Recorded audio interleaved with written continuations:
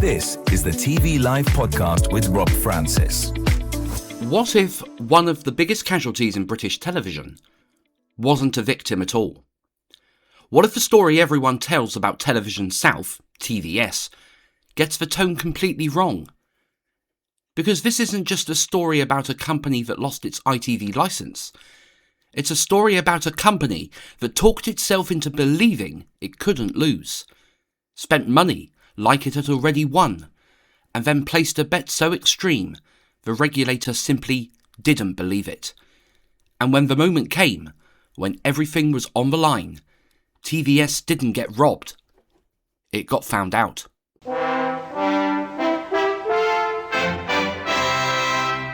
When TVS launched in 1982, it arrived with confidence, and to give it credit, a sense of purpose.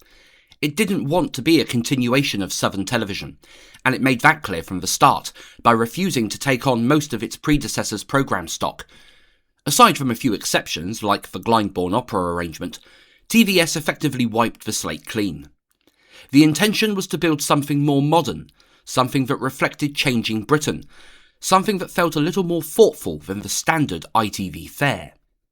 Programmes like Not for Women Only were designed to mirror shifts in social attitudes, while Number 73 brought a fresh, slightly chaotic energy to children's television, eventually growing from a regional experiment into a network success. It all sounded admirable. It also missed the point. ITV wasn't a playground for ideas. It was a commercial network built on mass appeal, and TVS behaved, at least in its early years, as if it could rewrite that reality. The focus on niche programming, on arts and science, on being a little more worthy than its rivals, didn't translate into the kind of dominance that secured long-term influence within the network. It left TVS looking uncertain, neither fully commercial nor convincingly public service. It was trying to be clever in a system that rewarded being popular. By the mid-1980s, that approach had run its course, and the arrival of Greg Dyke as Director of Programmes in 1984 marked a turning point. He wasn't brought in to refine the vision, he was brought in to replace it. What followed was less an evolution and more a correction. The niche ambitions were pushed aside, and TVS moved firmly into mainstream entertainment, producing shows that could slot neatly into ITV's national schedule. Catchphrase, Cat's Eyes, The Ruth Rendell Mysteries, Summertime Special. These weren't risky ideas. They were safe bets, designed to deliver audiences and revenue. And they did. Profits climbed, network presence grew, and by the late 1980s, TVS looked like a company that had finally figured things out. But even at this point, there was a deeper issue that never quite went away. TVS hadn't evolved so much as it had flipped. It had gone from one extreme to another without ever settling on a clear identity. It wasn't leading the market, it was reacting to it. And that kind of reactive thinking tends to show up later, when the stakes get higher. At the same time, the company began to develop ambitions that went far beyond its regional roots. Instead of focusing on strengthening its position within ITV, TVS started chasing scale for its own sake. It looked to international markets, buying into businesses that had little to do with its core operation. Some of these investments were manageable, others were anything but. The purchase of MTM Enterprises in 1988 was the moment where ambition tipped into something closer to hubris. At around £190 million, it was a huge deal, one that transformed TVS into a multinational media company almost overnight. But transformation and stability are not the same thing. The timing was poor, the market conditions were shifting, and the US syndication sector that MTM depended on began to weaken. Losses followed, and TVS found itself trying to unwind a deal it had barely had time to integrate. By 1990, profits had dropped sharply, jobs were being cut, and the company was scrambling to steady itself. This wasn't a case of external forces blindsiding an otherwise stable business. It was the predictable outcome of the strategy that prioritised expansion over caution. TVS had stretched itself, and now it was feeling the strain. And just as that strain became impossible to ignore, the entire ITV system changed. The Broadcasting Act of 1990 didn't just introduce a new process, it changed the mindset of the industry. Franchises were no longer something you held, they were something you had to win, and more importantly, something you had to pay for.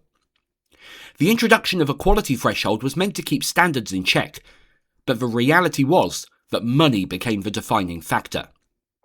For a company in TVS's position, already dealing with financial pressure, this should have been a moment for discipline, a chance to present a credible, grounded plan that balanced ambition with reality. Instead, TVS reached for the most extreme option available.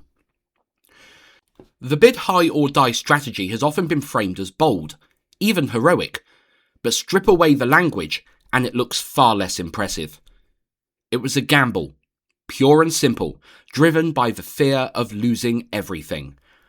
The company calculated the highest number it thought it could get away with, and then committed to it.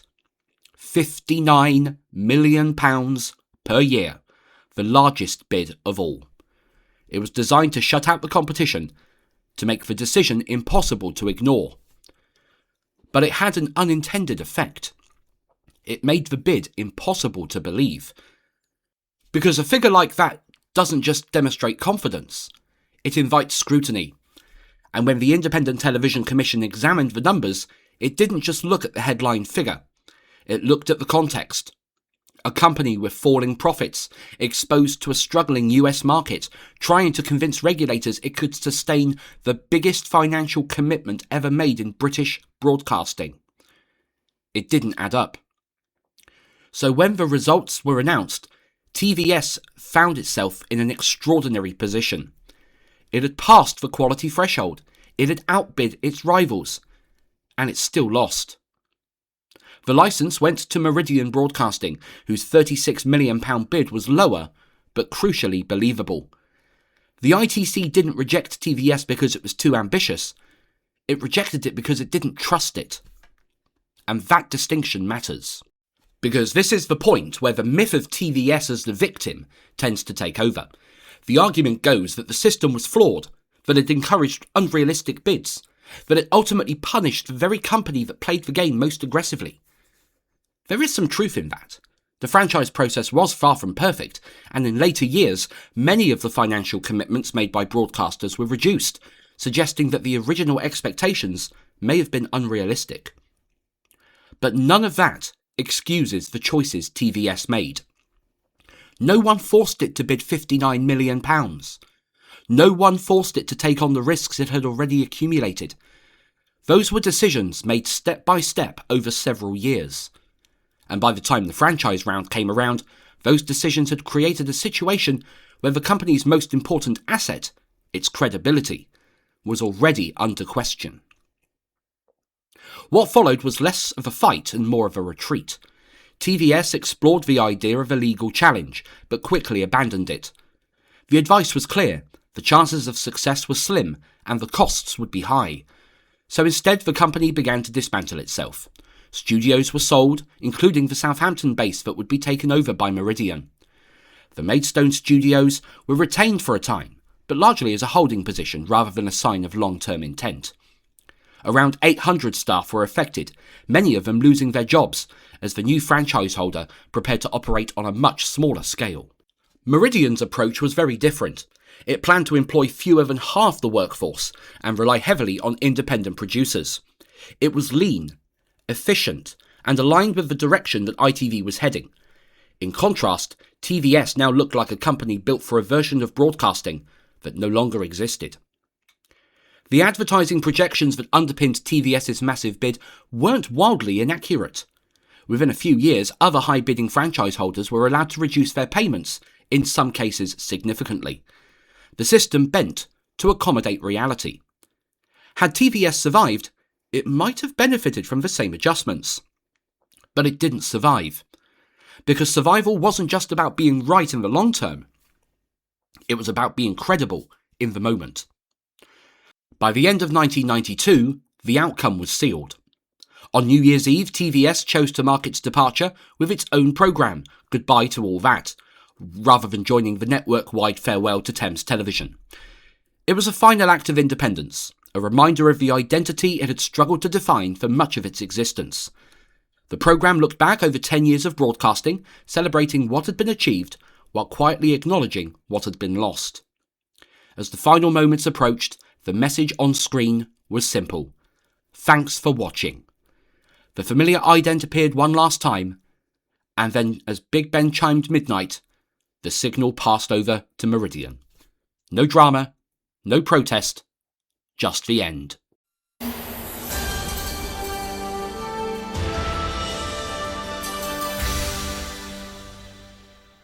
And when you step back and look at the full picture, it becomes harder to see TVS as the wronged party in this story. Yes, the system was tough. Yes, the rules changed. But TVS didn't just fail because the environment shifted. It failed because it never fully adapted, because it chased scale without securing stability, and because when faced with its biggest challenge, it chose to gamble everything on a number that no one quite believed. TVS didn't just lose its license, it made itself impossible to trust. This has been the TV Live podcast with Rob Francis, a Red Telephone Box production. Hello, it's Rob Francis here. Thank you very much for listening to this TV Live podcast episode. I don't make these podcasts for the numbers. I make them because I genuinely care about television presentation and its history.